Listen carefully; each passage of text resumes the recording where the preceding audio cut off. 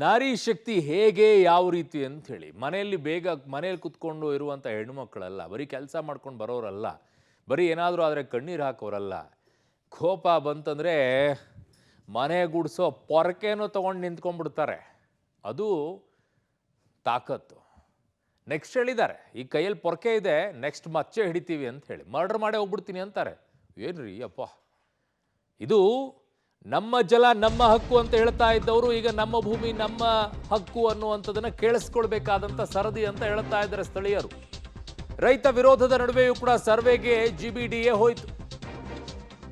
ಸರ್ವೆಗೆ ಬಂದಿದ್ದ ಅಧಿಕಾರಿಗಳಿಗೆ ಪೊರಕೆ ಏಟು ಬಿತ್ತು.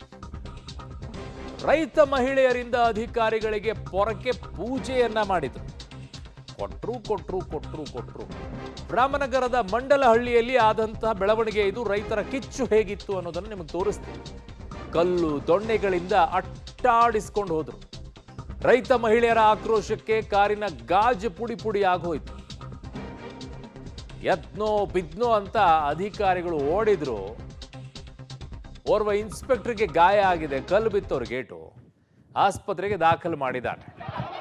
ಕಾರಿನ ಕಿಟಕಿ ಗ್ಲಾಸ್ ಕ್ಲೋಸ್ ಮಾಡಿರಲಿಲ್ಲ, ಒಳಗಡೆ ಕೈ ಹಾಕಿ ಹೊಡಿತಾ ಇದ್ರು ಪೊರಕೆ ತಗೊಂಡು.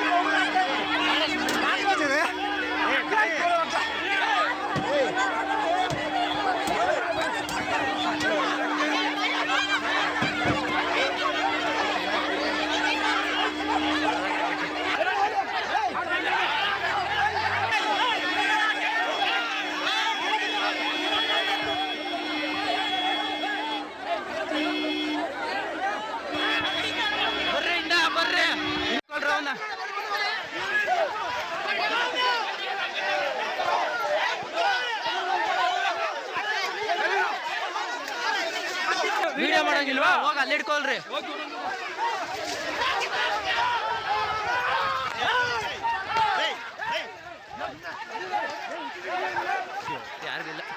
ಕಲ್ಲು ದೊಣ್ಣೆ ಪೊರಕೆ ತಗೊಂಡು ಹೊಡೆದ್ರು ಅಧಿಕಾರಿಗಳು. ಒಂದಿಷ್ಟು ಪೆಟ್ಟಾಯಿತು, ಓರ್ವ ಪೊಲೀಸರಿಗೂ ಕೂಡ ಏಟಾಯಿತು, ಹಲವರಿಗೆ ಗಾಯ ಆಯಿತು.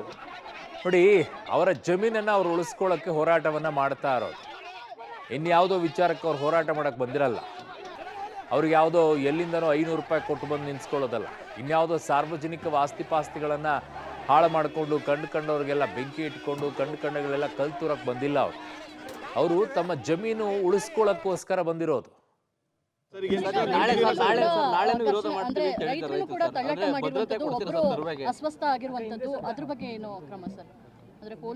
ಯಾರು ಪೊಲೀಸ್ ಕಡೆಯಿಂದ ಯಾವುದೇ ರೀತಿಯಾದಂಥ ತೊಂದರೆ ಯಾರಿಗೂ ಆಗಿಲ್ಲ.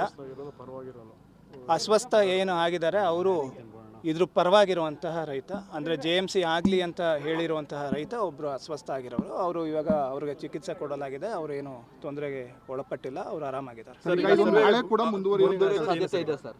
ಸರ್ವೆ ಕಾರ್ಯ ಮುಂದುವರಿಯುತ್ತಾ ನಾಳೆಯಿಂದ ನಡೆಸ್ತೀರಾ? ಅದನ್ನು ಏನು ಸಂಬಂಧಪಟ್ಟ ಅಧಿಕಾರಿಗಳು ಅವರು ಯಾವ ರೀತಿ ಡಿಸಿಷನ್ ತೊಗೊತಾರೋ ಆ ಡಿಸಿಷನ್ಗೆ ನಾವು ಬದ್ಧವಾಗಿರ್ತೀವಿ. ಜೊತೆಗೆ ಆ ರೀತಿ ಏನು ಪ್ರೊಟೆಕ್ಷನ್ ಕೊಡಬೇಕು ನಾವು ಕೊಡ್ತೀವಿ. ಏನು ನೋಡಬೇಕು, ಅದರಲ್ಲಿ ಅವ್ರದ್ದು ಏನು ಮಾಹಿತಿ ಇದೆಯೋ ಅದನ್ನು ನಾವು ತಿಳ್ಕೊಬೇಕಾಗುತ್ತೆ. Thank you. ಯಾರು ಇದ್ರ ಪರವಾಗಿದ್ದಾರೆ, ಆ ರೈತನಿಗೆ ಏಟು ಬಿದ್ದಿದೆ, ಅವನು ಆಸ್ಪತ್ರೆಯಲ್ಲಿ ಚಿಕಿತ್ಸೆಯನ್ನು ಪಡಿತಾ ಇದ್ದಾನೆ ಅಂತ ಹೇಳಿದ್ದಾರೆ. ಬಟ್ ಅಲ್ಲಿದ್ದಂಥವ್ರು ಹೇಳ್ತಾ ಇದ್ರು, ಇಲ್ಲಿ 75% 80% ರೈತರು ಇದರ ವಿರೋಧವಾಗಿಯೇ ಇದ್ದಾರೆ. ಒಂದು 20% 25% ರೈತರು ಮಾತ್ರ, ಯಾವ್ಯಾರು ದೊಡ್ಡ ಜಮೀನನ್ನು ಹೊಂದಿದಾರಲ್ಲ ಅವರು ಮಾತ್ರ ಇದರ ವಿರುದ್ಧವಾಗಿ ನಿಂತ್ಕೊಳ್ತಾ ಇದ್ದಾರೆ. ಸೊ ಇದ್ರ ಪರವಾಗಿ ನಿಂತ್ಕೊಳ್ತಾ ಇದ್ದಾರೆ ಅಂತ ಅವ್ರು ಹೇಳ್ತಾ ಇದ್ರು.